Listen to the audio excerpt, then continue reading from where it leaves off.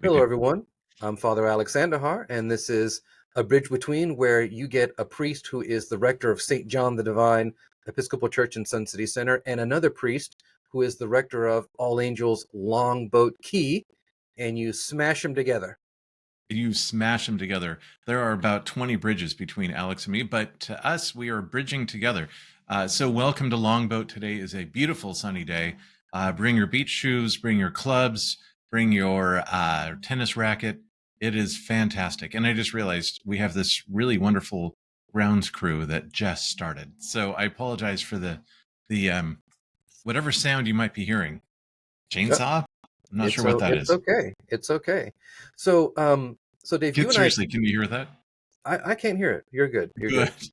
All right. Dave, you and I decided it's one of those mornings we're just going to hit record Right. because the discussion was starting to get really good. It was. And Yeah. I think if I could kind of introduce the discussion that we were having, I would say something akin to frustrations from those in the church about how the secular world understands and treats Easter. Yeah, And and I've been thinking about this. Isn't It's not anything new for our generation, but well, it's nothing um, new for the church, right, right. It's but not. for our Yeah, generation, it's not new. Yes, I agree. no, no. But I'm also starting to think this wasn't anything new for Jesus's generation. And Alex and I are going to jump into a little bit about this, and we are talking about the upcoming Sunday. What's this Sunday that's coming up? Palm Sunday. Palm Sunday, Yep. which is one of the most difficult Sundays to preach on. So I cheat. You do? How, Yes, how can you cheat in preaching? because instead of a sermon, because Okay. we read the reading of the Passion, we read, the parts, everything. I basically say to myself, the gospel story that's been read Hmm. Hmm. and the liturgy Hmm. does so much of the heavy lifting that Hmm. instead of preaching a sermon, which I think kind of might wear people out, I do a reflection. So I've actually written a reflection I've used for several years now Okay. that kind of gets people centered. I tell everyone to sit down, close their eyes. And essentially, what I do is I talk about the characters in the story and I ask, what is my place in this story?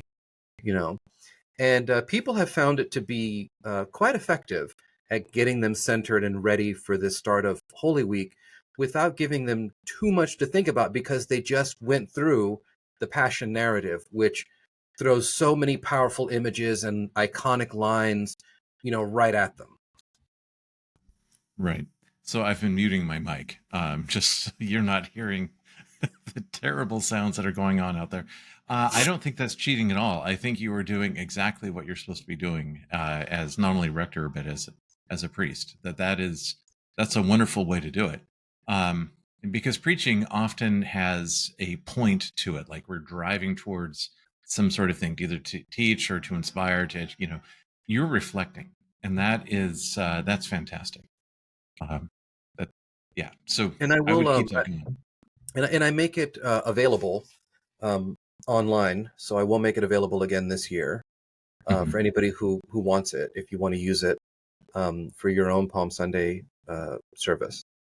That's great. So Um, how can they get a hold of it if now I'll that you're publish it posting ahead of time. I'll publish it ahead of time on on Facebook. On Facebook, I'll publish it on Facebook. what's your address? How do we find you on Facebook? You can find me at Fr Alex Andujar. So Nice. yeah. Good. So yeah. But coming back to the discussion, so we have the beginning of this week, which is Holy Week. We have Palm Sunday, and I feel that my task as the rector of the church, as the priest of the church, is to get people integrated into the story, walking with Jesus during the each of these days, so that when they get to Easter, the story is not foreign to them. Right. Which Right. I mean, if you're a regular church attender, I mean, if you know the story of Jesus, then it's not foreign. But how often do we actually get ourselves truly integrated into the story? Well, I'm going to talk about something. I'm going to talk about a problem we have on the island, and And before you're like, oh, boo hoo, poor island people. No, no, this is something that's happening all over the place, and that is that from my window I can almost see them. That the Longboat Key Club, which Mhm. is two incredible golf courses on this island. And many of our folks here at All Angels live in that particular community, and Mhm. I have a membership as well, which they give to me because I'm a local clergy person, which I appreciate, which makes this even more difficult to Yeah. talk about. And that is that they are having an Easter egg hunt, right? Not a big deal, except it's on Easter Sunday at 10 a.m. Yeah. Like what? By the way, every single church and house of worship, except for our Jewish brothers and sisters, they do not have a worship service on Sunday morning. We all have services at 10 a.m. Everybody. And so, what are they doing?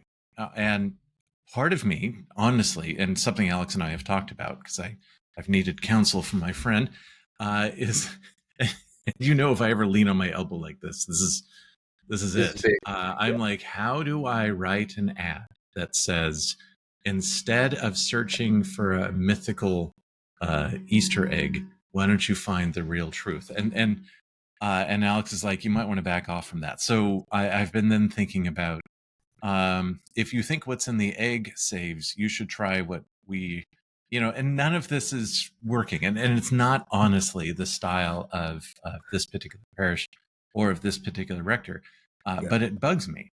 And so there's a line from a Green Day song that keeps coming up and in my head.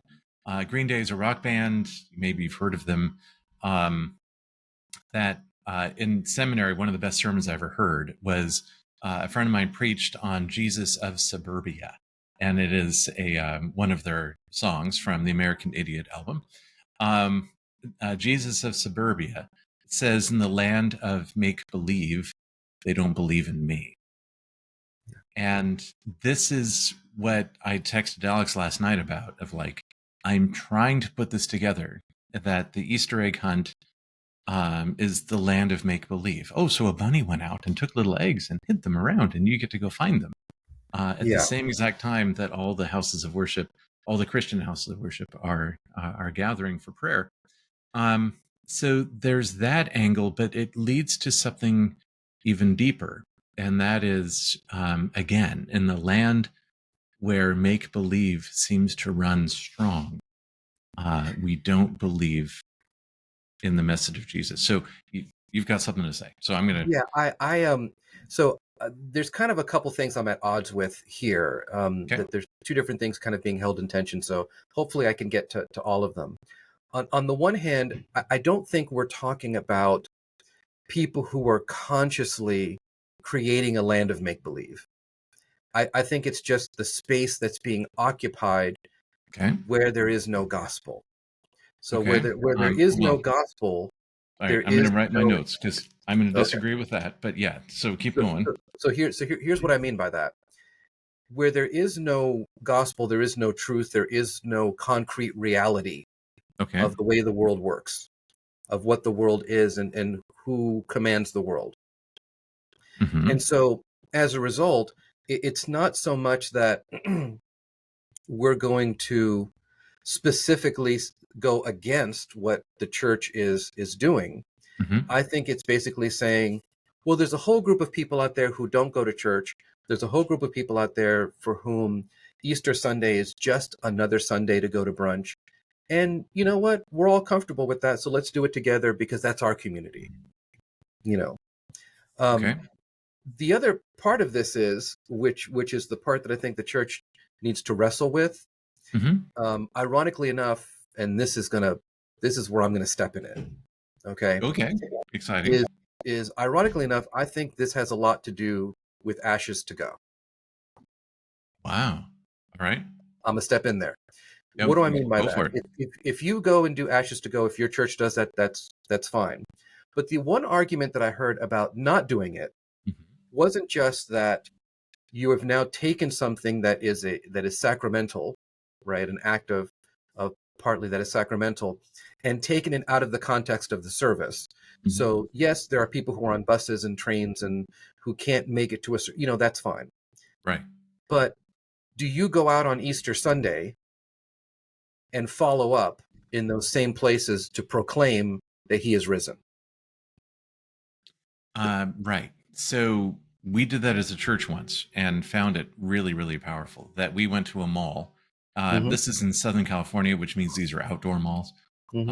And we did Ashes to Go on the Ash Wednesday at the mall. Right. We got set up and then got kicked out, which was fantastic. That's awesome. Um, yeah, and we got to run with that for a while.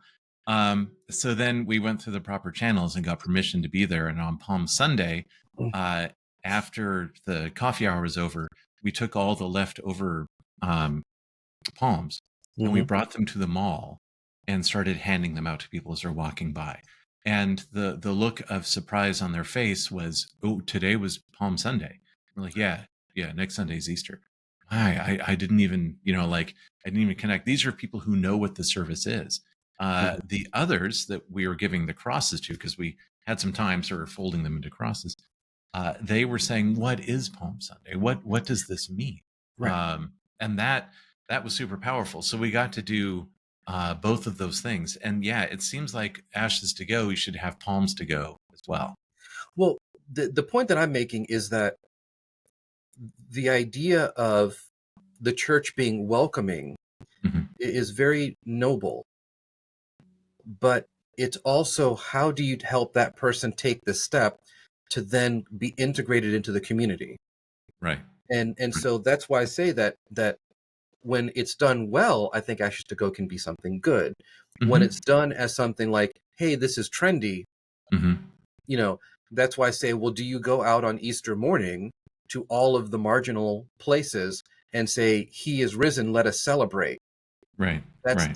the question. But coming back to the dilemma that you're facing with this, I think that the discussion about this needed to happen 4 or 5 months ago. Probably. Um, But with we're that, with having it now. oh, I know, So, but with that group. So for next right. year, it's, hey, instead of doing it at this time, can you do it later out of respect Right. for the worship services? You bet. So I'm not going to head out onto the golf course on Sunday afternoon and start handing out the palms because it's a golf course. But it's an interesting approach. If we can go back to what you had said about make believe, Hmm. what I heard you say is that it's an unintentional make believe. I think for many people, it is just where they're living. It's not an intentional thing that they're going against the church. It's the alternative that has been presented to them that they just run with. That's what I'm feeling about that. Okay, I'm going to take a different angle on this, Okay. and um, and I apologize if I don't consider myself fundamentalist, and so this is going to sound maybe kind of weird coming out of me. But I am deeply distressed by the Florida sports book and all of those things that are happening with legal gambling, which is now legal, by the way, in the state of Oh, Florida. yes. That in the land of make believe, they make you think that if you just do these things, you're going to win money betting, and you're not. The house wins every single time, right? Yep. That these ads are bordering on or have crossed the line of illegality, in my opinion. I think they're doing false advertising. That the thing that they're advertising is saying that you don't have to do your homework before you place a bet, that it is so easy and it's so guaranteed to win. Just don't do any research and just grab something and say, "Here, try this." And I'm like, um, that is so wrong. That it's make believe. That it's something that we're putting out there that you can do these things. Yet the ultimate gamble. This is a fundamentalist.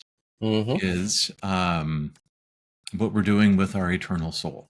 Absolutely. I agree 110%. All I right. agree.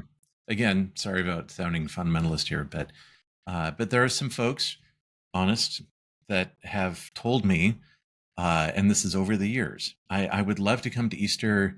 Do we have any other service available for Easter? And I'm like, no, it's our usual 8 and 10. Why? Because we have family members that don't go to church and they want to take us out to brunch. Okay. And And yeah, the fundamentalist in me wants to say, why are you going to Easter brunch if you haven't been to church? What are you celebrating? Like, if you don't believe in these things, if there is no Jesus, if there is no resurrection, then why have an Easter brunch? And again, I haven't explored much of this side of me, and so I'm sorry that well, I'm instead using of this using the as word, therapy right now to well, try it. I would say instead of using the word fundamentalist, use the word orthodox. Um, I, Sure. I, I, I think, I think this has a different bit of a connotation, because what you're trying to say is there's really something that we believe. And here is what you can be preaching on, talking to our preachers and those who preach with their lives, is that when it comes to Palm Sunday and Holy Week, if an individual sitting in the pew feels disconnected from the gospel, feels Hmm. disconnected from the story of Jesus, Hmm. then there are several opportunities in this week to help them connect with the story of Jesus. Sure. For example, we think of Palm Sunday, Monday, Thursday, Good Friday. It's why we do the great vigil here at St. John's, and of course Easter Sunday. But Hmm. a good thing to ask is, why is a person not connected? Is it a lack of knowledge? Is it a lack of community with other Christians where they haven't had a chance to pray about these Sure. things? Right. What are these reasons of disconnect? And for me, I I have think, one. okay, go ahead.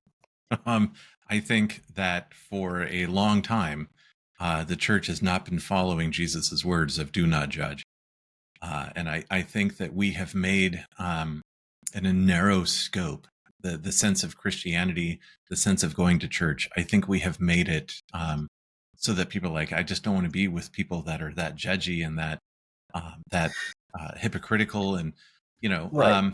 I think some of it is a wound of our own inflicting. And I'm not saying the Episcopal Church is like this, but Well, I'm also kind of saying the Episcopal Church at times can be like this. And I happen to be serving a beautiful and warm and welcoming congregation.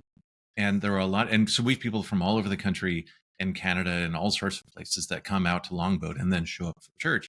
And they say it is so refreshing to be in an Episcopal church that is so welcoming. And I'm like, what do you mean? The Episcopal Church is a welcoming church? And they just look at me. mm, well, Uh-huh. I With that think, exact look, that one that you just gave. yeah, That's it. maybe. Um, Well, let me jump in for a second, because I think words are very important. okay. Welcoming and judging and all these words have very, very strong meanings, Yes. and people can see them very differently. Yep. And so I agree that people who I've met who have come to the Episcopal Church from the Roman tradition or from the Baptist tradition or from other religious churches, religious traditions, will sometimes say the Episcopal Church feels less judgy. Right. Okay. Okay. But at the same time, I think there are times when the church needs to articulate, these are some healthy things, these are some unhealthy things. Hmm. And so that line for people can be different, Hmm. right? Hmm. So being the rector of a church and helping people live in community Hmm. isn't teaching them not to judge, in my opinion. It's teaching them to first, as Jesus says, take the log out of your own eye first, Right. before, have some humility before even thinking about discussing something with another human being. But there are times when members of the community have to say, you're doing something that's hurting other people, right? Okay. Sure. So, for example, if let's just Yeah. Thank you for the example. I was hoping you so would. so let's say, for example, gossiping, Sure. right? If you Hmm. have somebody who is constantly gossiping and talking about people behind their back, telling them that they're gossiping and showing how it hurts people in the community Hmm. is not being judgmental. No. It's being No. accountable. It. Right. What we have discussed, which will a whole other podcast episode, is Hmm. what are the things that we consider worthy of holding other people accountable for. What do Yeah, we consider that's right a and whole wrong? separate thing. That's a whole Right. other episode. But Right. to come back to the welcoming and the judging and things like that, Hmm. I think it's important to remember that being welcoming is the opening. Integrating people into the community takes a lot of work Okay. and So, build trust, all those things. Yeah. in the land of make believe, Yep. what if going to an Easter egg hunt is more fulfilling than going to a church on Sunday, on Easter Sunday? What if the price for admission, if you will, to show up, it's a communal event, you see other kids, they Yeah. say go, everybody runs out in the field, they all Mhm. find small little treats and they bring it Yep. home. What if that has a greater connectivity, a greater Mhm. sense of community, and of something larger of a mystery of like, how do the eggs get here? What's in the egg and all that? And, What yeah. if that had a more powerful draw um, than the Well, of course entire it Christian does. church? Of course it has a draw because the only work that's being done by the individual is the bending down to pick up the egg. Is the seeking, which, by the way, That's they not have even, stolen from us. Jesus said, seek, knock, and but ask, here's, right? That, but here, my friend, is where the church shot itself in the foot. okay. Because I hear many a Christian from a couple of different generations always say to me, why do I need to go to a church to worship God when God is everywhere? Okay. Good. Why do I need to be a part of a community? I can Hmm. pray by myself in my Barca lounger or my lazy Yes. boy. And you should be praying And you while should, but I'm saying, sitting but in your why do I Barca need to lounger. go to a place where they take attendance? I'm, if you can pick up on some of the sarcasm here, Yeah. right? But also I'm picking up on the what you're saying. Yeah. So And so yeah. the point I'm making is that why, if somebody were to ask me, why Hmm. should I come to church? I better have a Hmm. darn good answer, Hmm. right? If my answer is we're having waffles at coffee hour, Okay. right? Which is an answer. Which is unanswered, but that's not the best answer, Right. And I'm right? not That's saying we gave out free wine. right. That's the answer that's related to the Easter eggs. Uh-huh. But if the answer is that if you come here, you will experience the living God and you will be transformed, but you're going to have to put a little bit of effort into the experience. Hmm. That's honesty. It is. Yeah. Okay. So I can lift a heavy box at home. Why do I have to stretch? Right? Why do I have to work out? If I can just go home and do heavy lifting, no, there are things you need to do to get ready for that heavy lifting. Um, so it, it's interesting that I'm totally exploring in my own head right now my fundamentalist. And sorry, I'm calling it fundamentalist, not orthodox. Orthodox. Um, no, I keep coming down to the fundamental side of we are all going to die in our sin, and that the wages of sin is death, Hmm. and that if not for the grace and mercy of our Lord and Jesus, right? That if not for that, then we're all toast. Um, so that's not necessarily orthodoxy. That Well, is I think that's the height of orthodoxy because okay, what you're telling. So here we talk about make believe and we talk about reality, and right? I'll give you two examples. The first one is I don't feel well. I feel sick. Something is wrong, but I don't go to the doctor Hmm. because the moment I go to the doctor and the doctor looks at the blood work and says, this is what's happening, it feels real, Yeah, because it is right? real, So, right? because it is real. But what I'm saying is it now feels real. And Okay. so I can be in denial Hmm. about what's actually happening. Hmm. The other Right. one is, one of the things I'm being very careful with my older son who loves to work out is he likes to flex in front of the mirror a lot. And I mean, shoot, if I look like that, I would too, you know. But Yeah, you won't always be doing that, so do it now. Yes. but I try to tell him, I says, be careful that you're not developing any body dysmorphia. Okay. That the way you perceive yourself Uh-huh. is what you're seeing in the mirror, not who you are. Correct. Right. Right. And Right. so when I think of what it means to help people to see reality, which is really what you're talking about, the reality of our sin, the reality Mhm. of salvation, all those things, is Right. helping people to pierce this veil in Mhm. which we walk around all day. But when we come to church, hopefully what's being pierced is this veil that is an illusion, and we're given the reality of, guess what? One day you're going to die. Mhm. One day you will be judged. Or guess what? One day, this day today, this feeling that you have of life being incomplete, Mhm. there's a reason for that. Mhm. It maybe it's time to check your relationship with God. Like, Mhm. I have no issue talking about that type of reality pushing into the world, which Mhm. just goes, oh, everything is fine. Everything is fine. Right. Did I tell you about the study they did in Sweden about prostate cancer? Have we No, I talked did about not. this? No, All no. right. It's on my list of things to talk with Alex about. And we didn't, when we got together this past Wednesday at Starbucks, had a great time. We Mhm. introduced a new word in our vocabulary, Rooibos, rooibos, right? I think the tea, that's a yes. great word. And if you don't know what rooibos is, go find out at Starbucks. It's wonderful.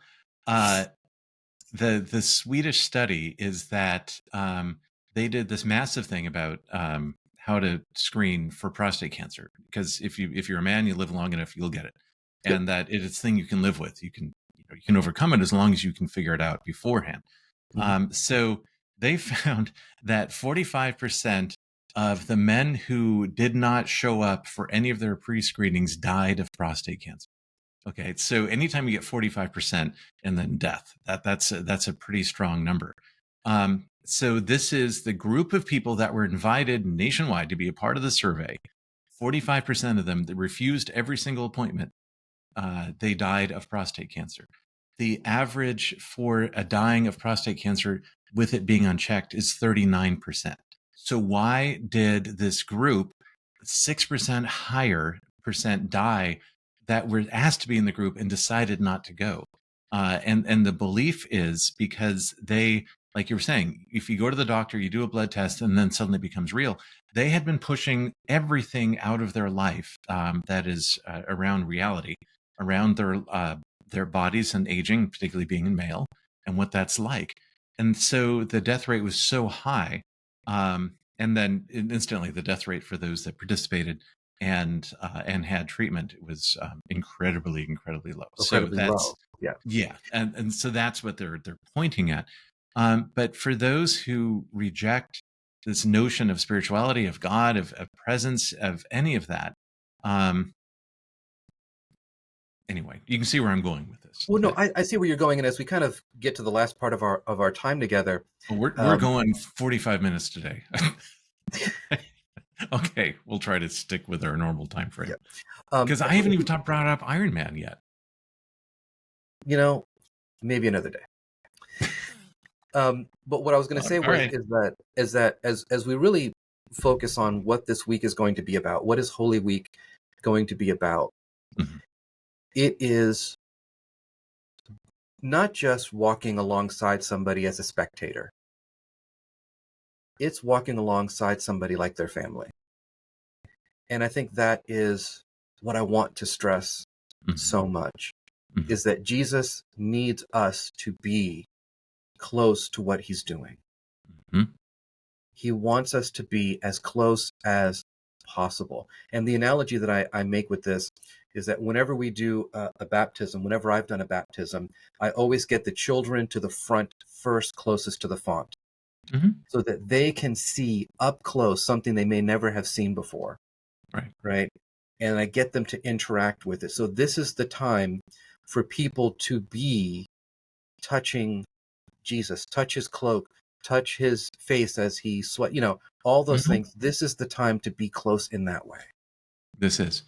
And folks, you're listening to the show, which means you're already heading down that path of spiritual development and growth.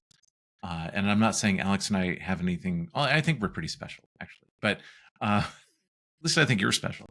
The but the idea of taking that half an hour of your day and listening to priests just banter and ask questions about our own society and our faith traditions, that you're already beginning your Holy Week and your presence, and that if you knew somebody who needed to hear this type of message, or somebody who feels disconnected from the church, but they might listen to two friends who like to talk about such things and who obviously won't get to talk about Iron Man today, that I see one movie and then I suddenly want to talk about it. But It opens up your whole world. Yeah. yeah, well, I don't think it did, and so that's what. And we're not going to talk about it for Easter. This is Well, coming up sometime in the yeah, long season of Pentecost. in the future, Sometime in the summer, we're going to be talking about, because it fits into the land of make believe, and I'm afraid I'm falling into my dad's mode of thinking that he never watched the $6 million Man, because he's like, he's got a bionic arm, but his back would snap in two, right? You have to make the whole body bionic, and we're like, Dad, this it's is just this is going down that it's just rabbit trail make that I need to believe. walk with you on. I need to be your guide. Okay. Yeah, I need a lot of help. So And that if you do wanted to hint to brunch, on Easter Sunday, if egg hunting is more important, okay. But I ask that you just slightly open the door for the Holy Spirit to start showing you a greater sense of peace and of direction in your life.